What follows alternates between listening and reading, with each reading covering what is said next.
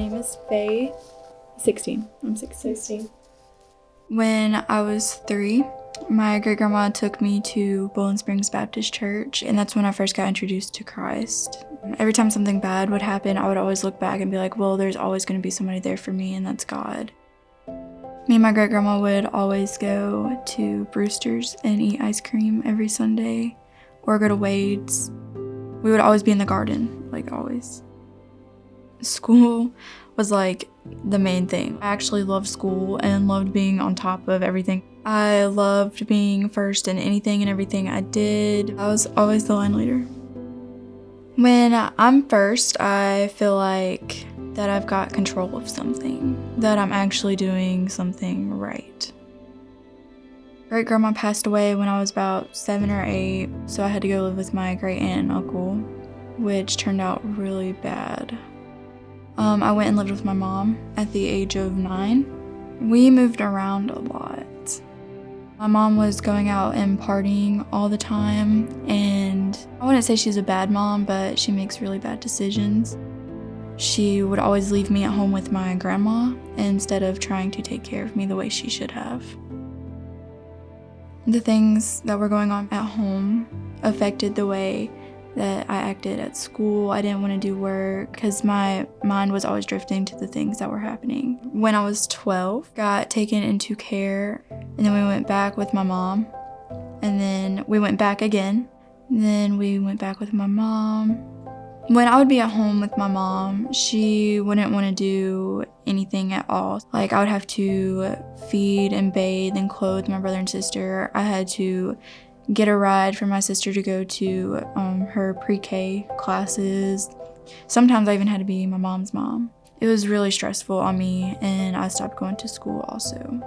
So I went and lived with my dad. We were good at first. We started getting close to each other and everything, and then he turned into a drug addict and alcoholic, and we would always argue about anything and everything. One day I got off the bus and he was like, "Why are you dressed like that?"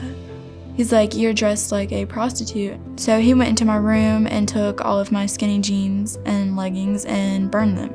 I ran away for like 2 days, and then I went back and we moved out of the apartment and moved into a trailer, and he put padlocks on the inside and outside of the doors and windows to where I couldn't get out. Sometimes I wouldn't make it to school, and my dad and I got in this really big argument one night, and I had just had enough, so I started throwing things off the walls, and I sat in the floor and told him I was gonna kill myself.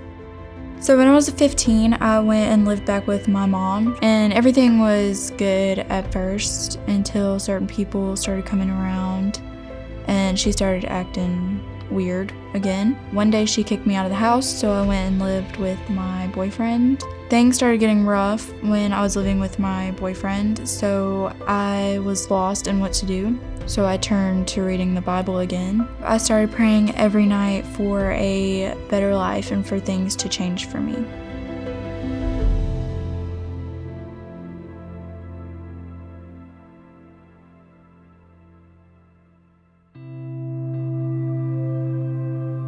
After I was praying for a better life, I got removed from my mom and taken into care again. On the way here to the children's detention home, I was kind of scared to come here at first. I felt like it was going to be a bad place because of previous placements. As we were pulling into the parking lot of the children's detention home, I kind of wanted to cry. I was really nervous and scared, and I had like butterflies in my stomach. But when I got here, I brought in all my stuff, which wasn't much, honestly. After that, I went straight to bed.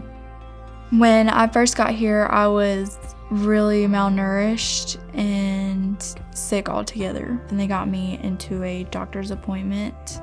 I was also very angry with my family issues. I talked to Miss Terry and Miss Kathy and Miss Carla about school and family issues and health issues. Talking to them allowed me to get things off my chest, to get my life together. Me and Miss Carla, we would talk, and then it started getting into why can't I do things? Where can I go? Can I go off campus with friends and go to their houses? She has allowed me to go off campus and do things like go to the mall or to the movies. Being trusted, honestly feels great. When I earn somebody's trust, it helps me realize that I'm actually a pretty good person and I'm capable of doing things the right way. It makes me feel better about myself. Within my 16 years, I have been to at least 9 different schools, and that really affected my outlook on it. Moving to all those different schools kept me behind in every class. I didn't know what was going on. I didn't know what to do. I didn't have any friends or any support systems, so I was kind of lost. Getting me entered into school, it took a couple of weeks because the school I was at did not want to give up my transcripts. So I got entered into Phoenix Academy, and I've been there for a couple of months now. When I got enrolled into school, I started opening up to people and becoming more myself. Before I came to the Children's Detention Home, I didn't have many opportunities to do anything. But now that I am here, I am able to get my life back on track.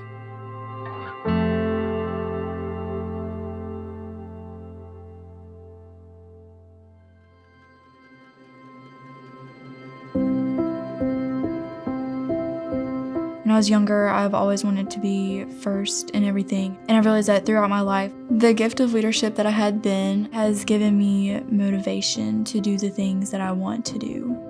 Before I came to the Children's Detention Home, I felt like I was going to turn out just like my mom. Now that I'm at the Children's Detention Home, I feel like I can actually reach that standard to be what I'm meant to be. I campaigned for the Youth Advisory Committee because I wanted to be involved in the Children's Detention Home and I wanted to help other residents. The residents chose me to be their voice. Me and 2 other residents go and talk to staff about any issues or changes that we want to see in the cottages, which other residents have brought to our attention. Right now, I'm trying to get a job and a permit, but it's really hard because I don't have my birth certificate. The people at the home have pushed me to ask people for the things that I need. This process to get my birth certificate, not only does it take a long time, but it keeps me waiting for things that I need to be doing. I have a mentor and her name is Dipti. She is really focused on goals, which I really like. I like somebody who can help me figure out where I'm actually going. I want to graduate early so that I can show everybody that has always put me down that I'm actually better than what they say. I want to go to college to be a 3rd grade teacher or a doctor. I went on a bunch of college visits. At USC, it was like everybody was so involved with the school and things going on, and I was like, I want to be a part of this. People used to tell me that I would turn out just like my mom, or I would never finish school. I always had this thing in the back of my head saying, you're gonna be like this instead of like you wanna be. Now I feel like I can build a better support group and I can build a new family. I can start a new life.